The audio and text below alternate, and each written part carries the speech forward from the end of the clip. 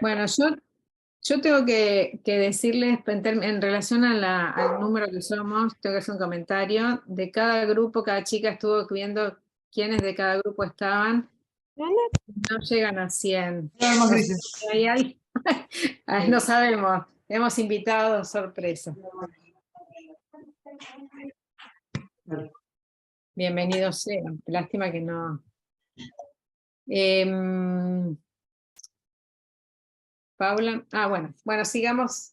Silvia, Paula vos ya está. estás, puede ser que estés con la Yo cámara estoy apagada. sin cámara, No te sí, porque vemos. Yo te buscaba a ver por dónde estabas. Ahora no sí. sé, sí, no sé por qué cuando vuelvo se apaga la cámara, pero ahora ya. Sí, no me doy cuenta.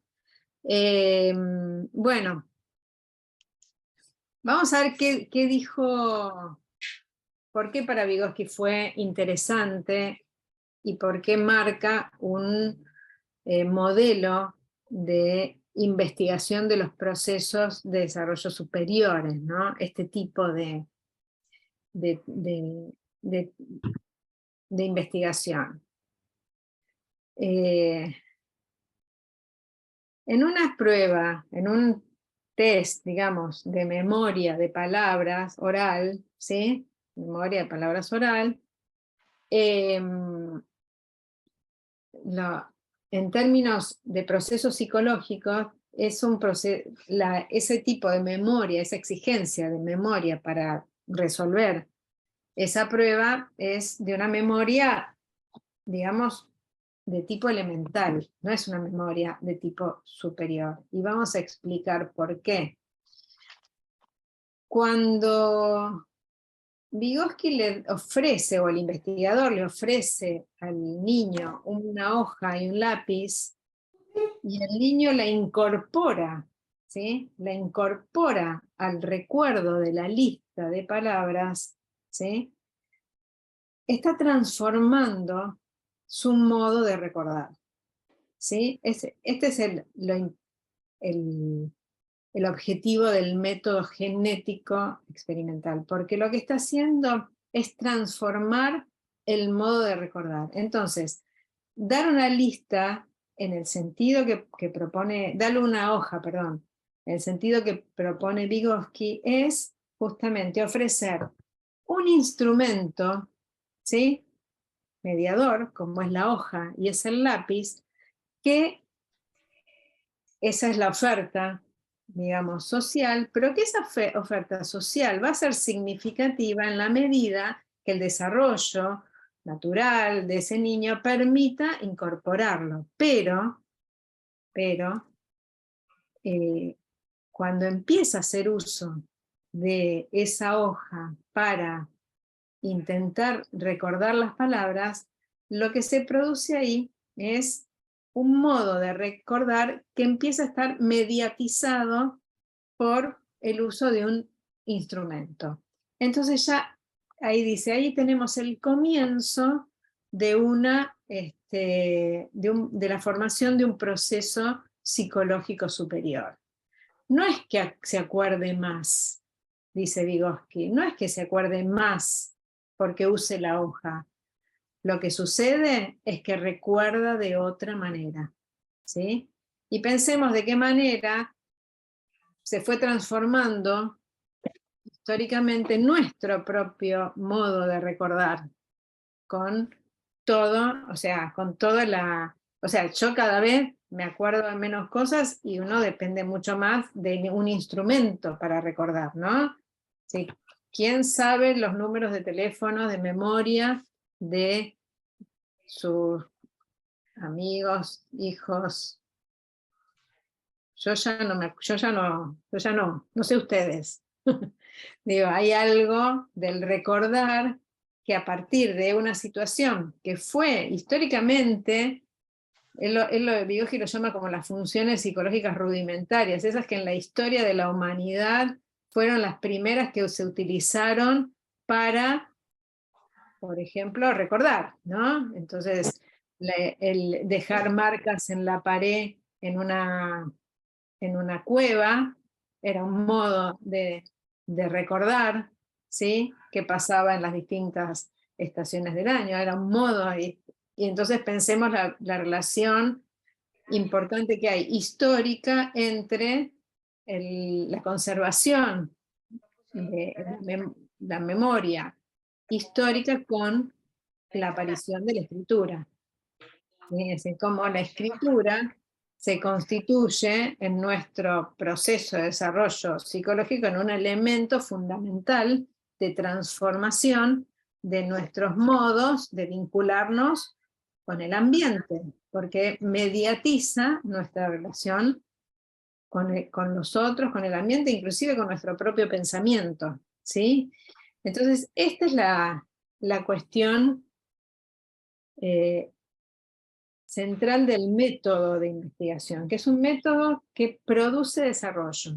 Y lo que me interesa que quede como claro es cómo la oferta, ¿no? Una oferta de instrumentos mediadores permite transformar los modos naturales de resolver una situación.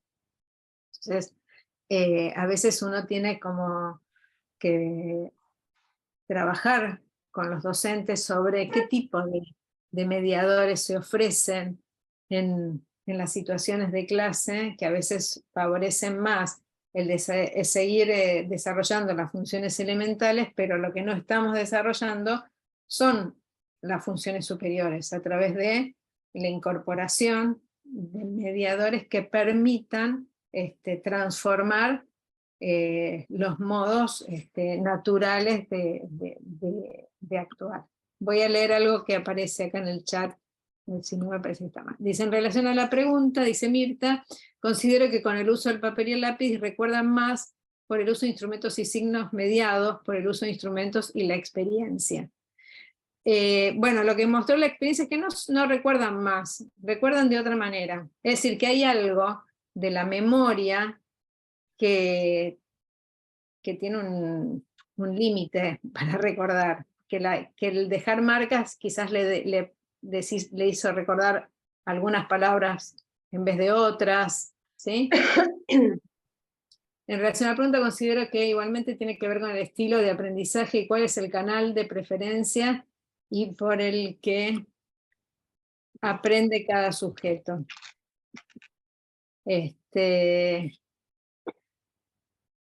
Acá se entiende entonces cuál es el sentido es el sentido de la oferta que permita transformar los modos, ¿sí?, de vincularse con el ambiente, ¿sí? Entonces, en realidad, como cuando yo les decía que la actividad humana es una actividad mediada por el uso de instrumentos y que esos instrumentos dependen de la oferta que hagamos en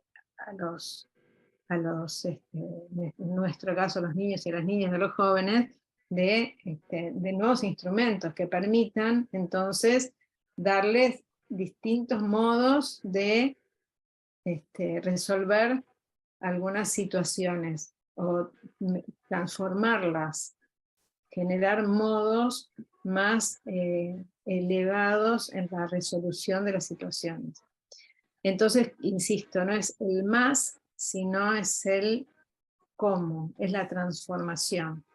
Es acordarse usando el papel, es un modo cultural, ¿sí?, de recordar.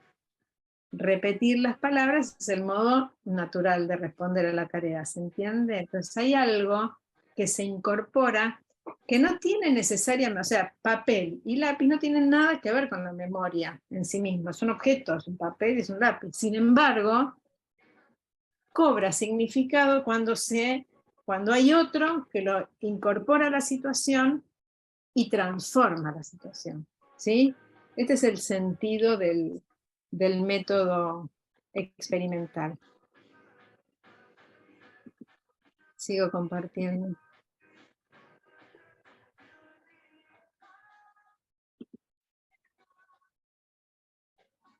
Bueno.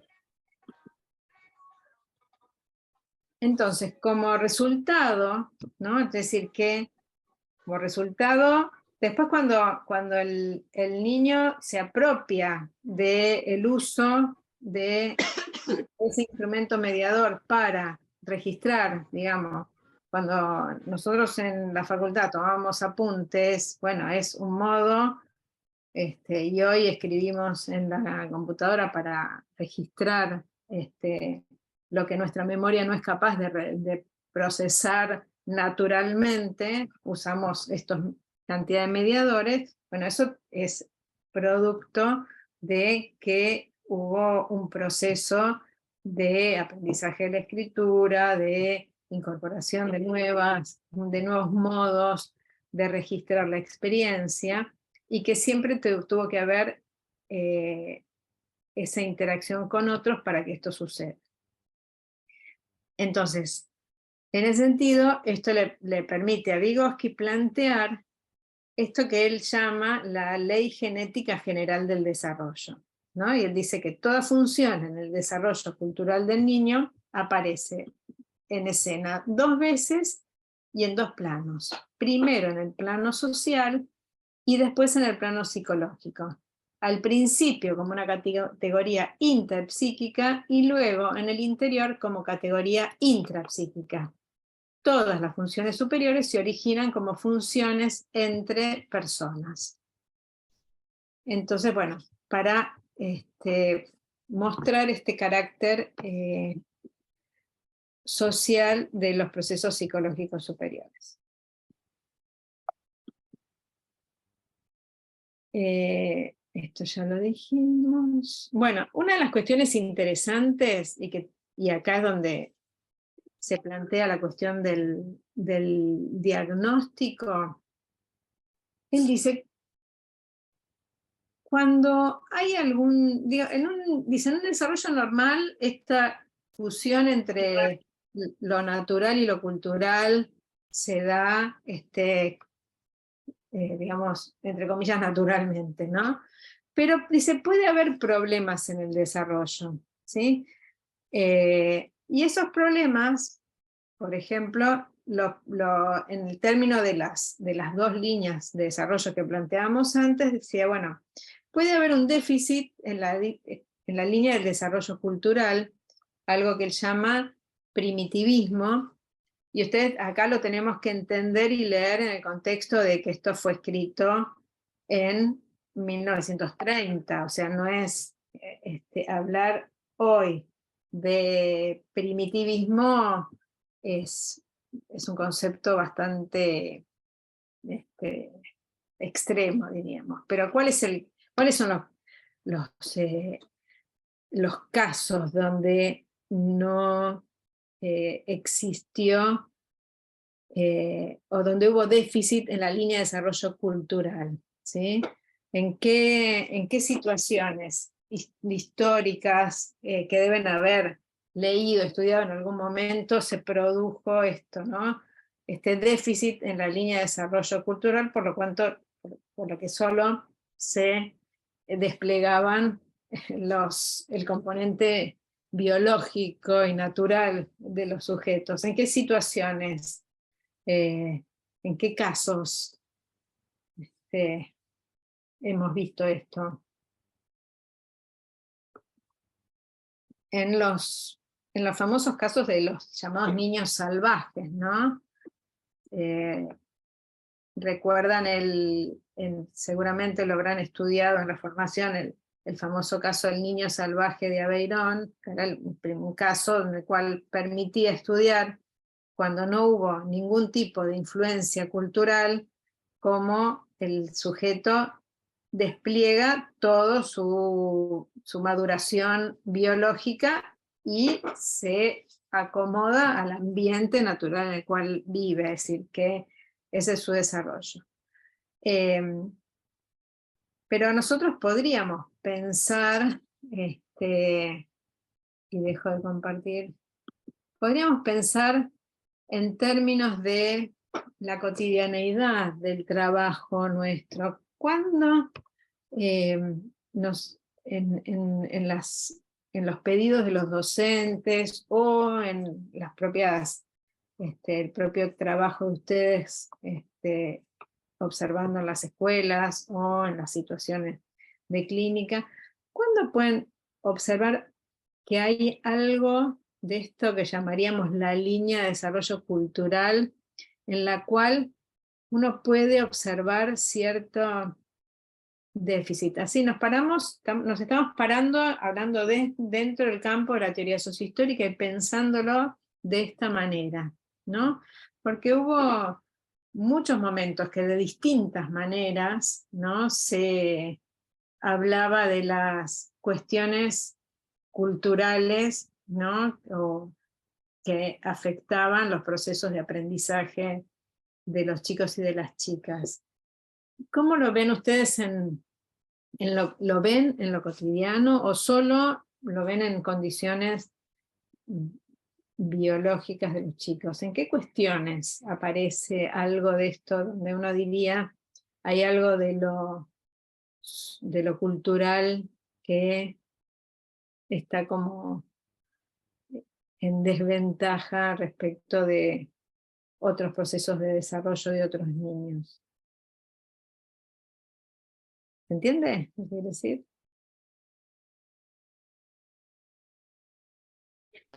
¿Podés Sí, hemos repetir la visto- pregunta? ¿Quién es? ¿Cintia? ¿De vuelta? Sí. No, que, a ver si no entiendo mal, que si hemos visto nosotros en nuestra práctica algunos de estos casos. No, ¿A eso te no de referís? niños que no tuvieran, obviamente no No, de no, niños que crecieran en el bosque, no, digo, no, sí, sí. ¿se entiende?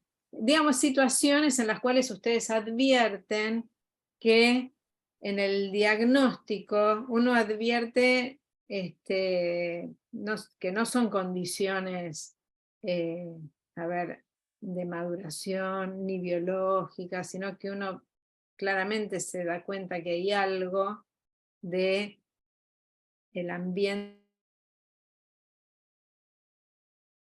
el entorno que le lleva a sospechar o pensar algunas cuestiones. ¿Se entiende? Por ahí te referís por ahí a lo que tiene que ver con las experiencias culturales, ¿a eso te referís? De lo que nosotros por ahí podemos ver en nuestra práctica, porque no me queda clara la pregunta.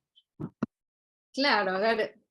Yo puede O ser, sea, si fuera puede así, ser en las situaciones de los chicos que están en desventajas sociales, por ejemplo, que Por uno lo ejemplo, ve en el aprendizaje que les cuesta porque están en desventaja por ahí con otros nenes o que no han tenido esa estimulación, eso se ve muchas veces.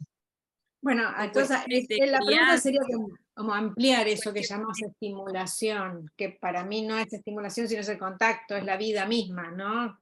Que hay Sí. algo de eso que uno supone que está y que no está, ¿no? Porque por cuando ahí llega a la algo que escuela pasa no muy está. comúnmente, sin hablar de un diagnóstico específico, pero es algo que se da y creo que se da no solamente donde yo trabajo, sino es una problemática a nivel país, diría, tiene que ver con la lectoescritura. La lectoescritura, como que la mediación por ahí que está haciendo el docente, hay muchos chicos que tienen muchas experiencias culturales en el contexto donde ellos fueron desarrollándose, y que por ahí tienen mayor facilidad para acceder a lo que es la lectoescritura, pero después hay otros chicos que necesitan de más mediación, más acompañamiento, y quizás la escuela en este momento como que está muy alejada en esa mediación de cómo facilitar o cómo ser facilitadora para que todos puedan acceder a ese capital cultural que tiene que ver la lectoescritura, y que es algo que la escuela tiene la función primordial, que es la enseñanza de leer y escribir. Digo, por eso Claro. no me queda claro, puede ser eso, verlo desde ahí, que es Por algo ejemplo, que se da. si lo vemos, Dina, si lo vemos desde ahí, entonces, ¿cuál sería? Voy a decir, bueno, ¿qué experiencias faltaron en estos chicos que cuando llegan al aula a aprender a leer y Silvia. escribir están en una situación tan diferente quizás de otros?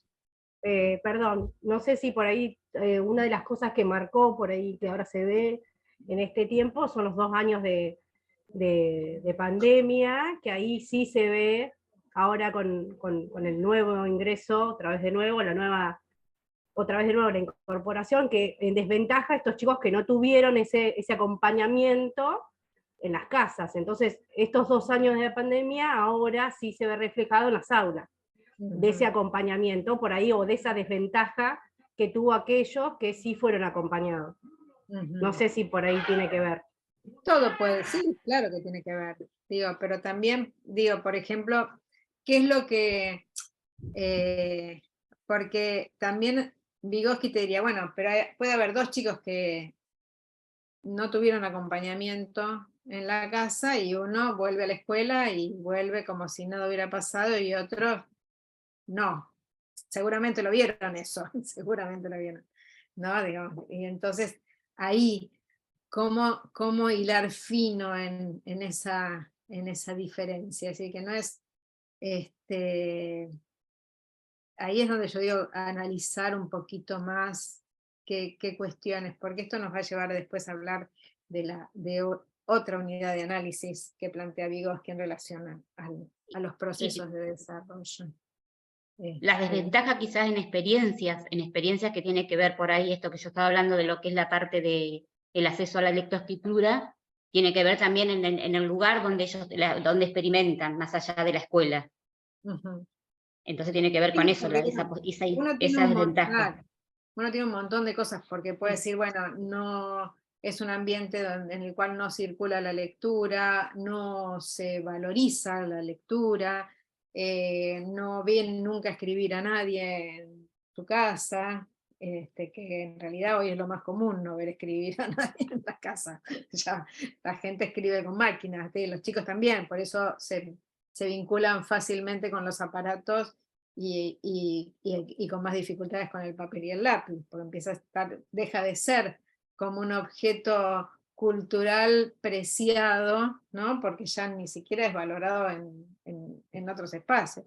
Pero bueno, no hay lectura, no hay interacción, no le leen, no se le ofrece, digamos, o no hay libros en la casa. Hay un montón de cuestiones que pueden, ¿no?, generar eso que vos decís, que llegan al aula y tienen otro recorrido de experiencia. Así que la experiencia escolar, ¿sí?, es producto de las experiencias culturales que los chicos fueron teniendo previo al ingreso escolar, ¿sí? Entonces, si hubo una, a ver, es muy común, y esto lo deben ver, es muy común hoy, digo, la demanda que hay en relación a fonoaudiología, talleres de lenguaje, es decir, los niños pequeños que ingresan al jardín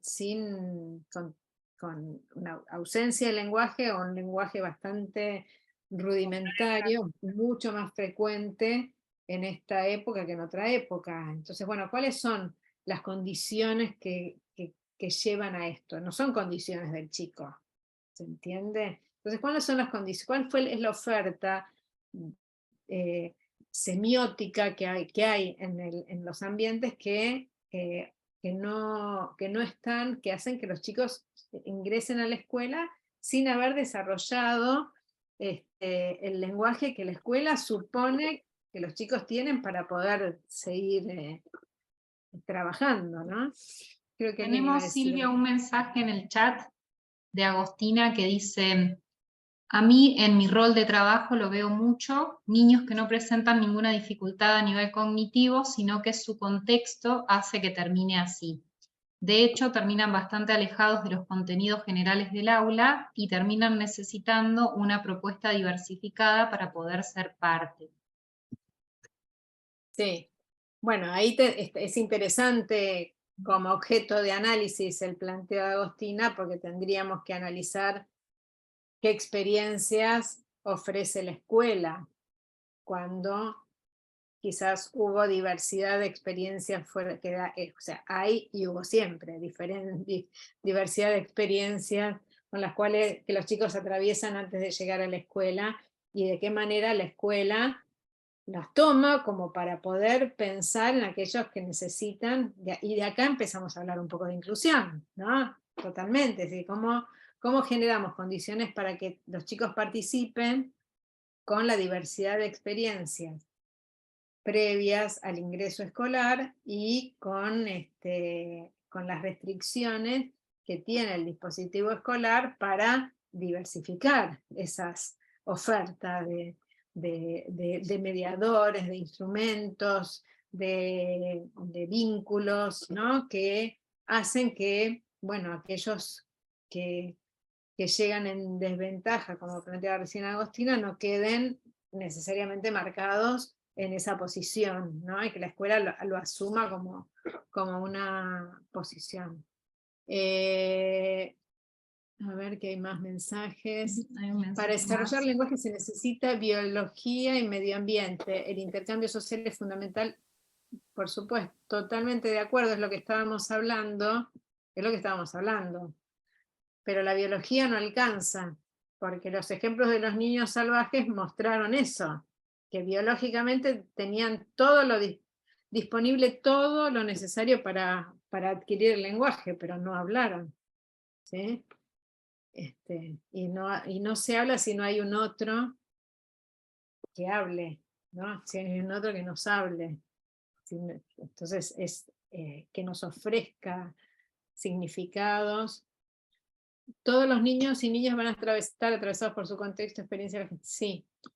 Y acá voy a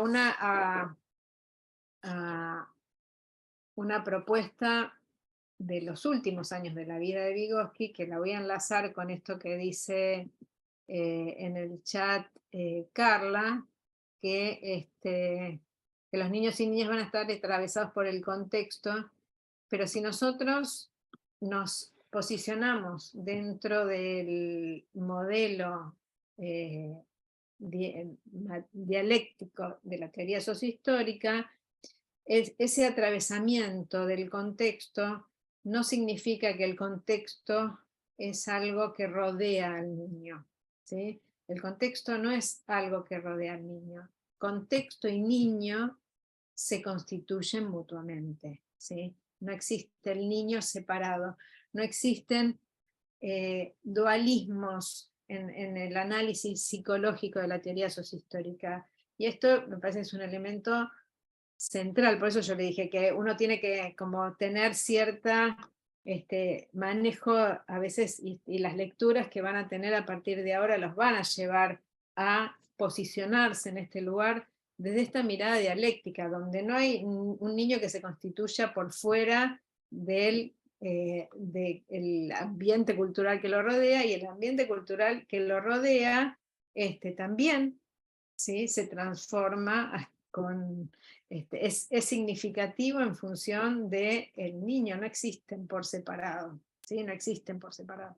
Y eso es central. Entonces, siempre que hablamos del ambiente en relación al niño, ¿sí? No del ambiente. No es como que existe la experiencia que atraviesan a los niños, tienen que ver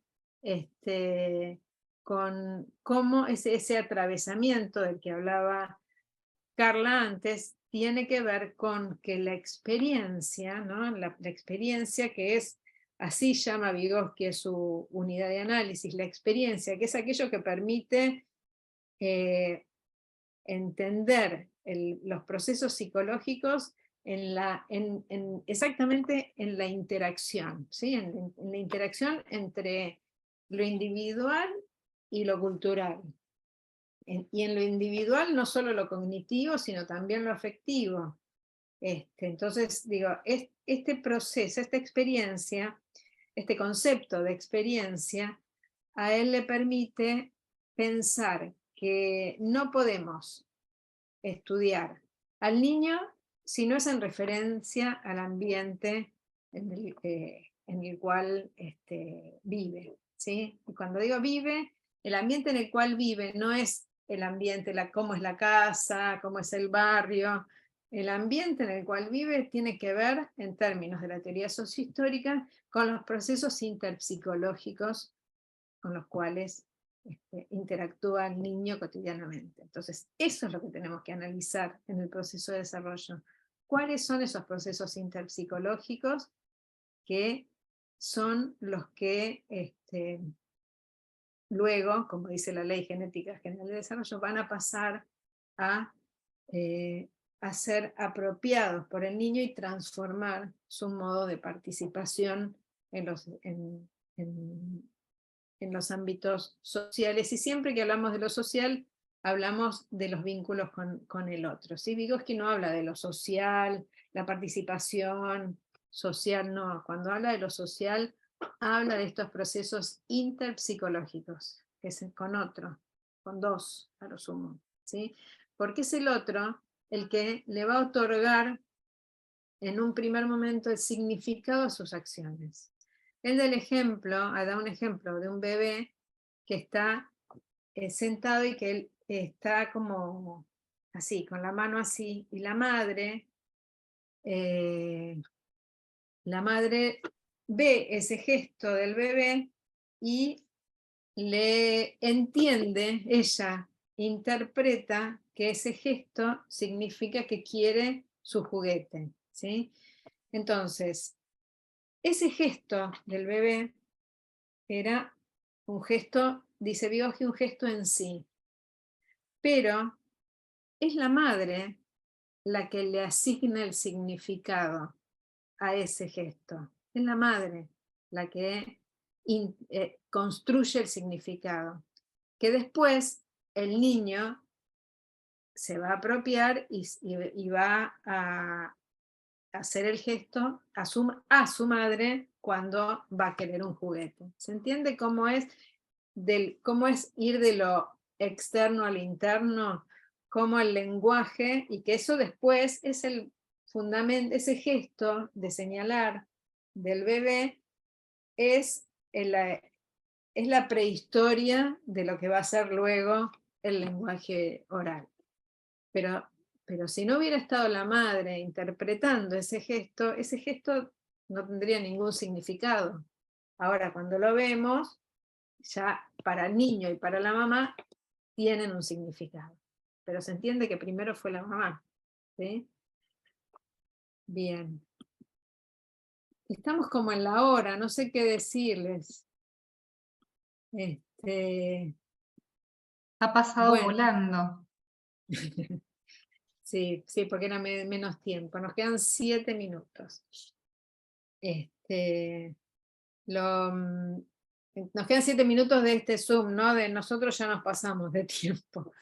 Bueno, lo que vamos a seguir trabajando en relación a este marco, te digo, ¿por qué dar esto? ¿Por qué pensar desde este lugar? Porque la verdad es que como profesionales nos coloca en un lugar donde la intervención no es de observador no participante, donde el profesional interviene en la situación, es decir, donde desde el lugar que cada uno ocupe dentro de los procesos educativos, su intervención tiene que producir movimiento, ¿sí? Y esto es para mí lo central del aporte de la teoría sociohistórica.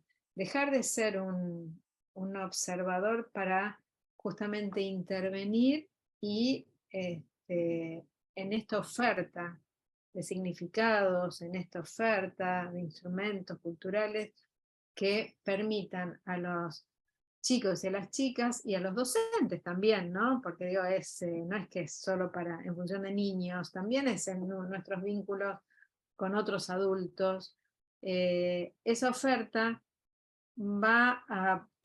si produce movimiento es que fue significativa, ¿sí? Es decir, que no todo instrumento, no todo diálogo, no toda interacción produce desarrollo, ¿sí? Sino aquella, como dice Vygotsky, que entra en lo que él llama, como alguien dijo al principio, en la zona de desarrollo próximo, ¿sí? Así que no es cualquier interacción. ¿Y qué significa interactuar en la zona de desarrollo próximo para Vygotsky? Justamente tiene que ver con que hay un momento en esa interacción donde esta oferta resulta significativa para el sujeto que aprende y transforma sus respuestas, digamos, en términos cognitivos, ¿no? Sus respuestas, su posibilidad de resolver situaciones, la situación. O sea, hay algo de esta oferta que transforma, que antes solo no podía resolverlo, o sea, de manera autónoma no podía resolverlo, y sin embargo, cuando aparece esta oferta, lo puede resolver, ¿sí? El niño no podía recordar una lista enorme de palabras. Cuando se le ofrece una hoja y un lápiz, recuerda, ni mejor ni peor, recuerda de otra manera. Entonces, el gran desafío para los docentes, para los profesionales, que es justamente encontrar ese espacio de interacción donde la oferta, ¿no?, que se hace resulta significativa y permite, ¿sí?, avanzar en la resolución de una situación. Ese espacio es el que hay que construir, ese espacio. Y ese espacio es un espacio que se construye sobre la base de la confianza, fundamentalmente, ¿sí?, del deseo de estar ahí, de participar, de los dos, ¿sí?, de quien está en situación de aprendiz y de quien está en situación de desarrollante. Entonces, bueno, lo que vamos a ir trabajando en los 2 encuentros que van a tener estas próximas semanas, tienen que ver con trabajar algunas situaciones que permitan analizar, ¿sí?, distintos tipos de intervenciones y tratar de analizarlas en función de qué aporta este marco teórico para intervenir en esta situación, ¿sí?, para comprender esta situación. Espero que les haya sido interesante, útil. y bueno, y pido disculpas por todas las condiciones las cuales tuvimos que trabajar. Me pone contenta que hayamos sido muchos, me pone triste que no hayamos entrado todos, pero bueno, el video queda para compartirlo, y agradecerles la atención, y espero que todo este trayecto que estamos desarrollando con muchísimo placer, ustedes también lo estén pudiendo hacer de la misma manera. Así que bueno, muchas gracias. No sé si alguien quiere comentar algo. Tenemos 1 minuto 25. Bueno, muchos agradecimientos, la verdad que gracias, muchas gracias a todos y a todas. Espero que nos volvamos a encontrar prontito. Terminé en el normal. Bueno, si no, ya está todo resuelto, Paula, cuando vos digas. Bueno, les agradecemos a todos y a todas por participar y acompañarnos en este encuentro que ha sido maravilloso, Silvia. Agradecerte a vos por tu generosidad de siempre. No, por favor, faltaba más. Bueno, ahora la voy a tener que invitar a leer y empezar a discutir, ¿sí? Básicamente a reflexionar y tratar de encontrar nuevas respuestas, ¿no? Y a ver de qué manera este pudo haber sido un aporte para eso. Así que bueno, nos despedimos entonces. Nosotras, bueno, ahora nos comunicamos con las chicas por el grupito. Bueno, chao chicas. Gracias. Chao, gracias a a todos. vos. Adiós. Chao, hasta luego, gracias. Chao.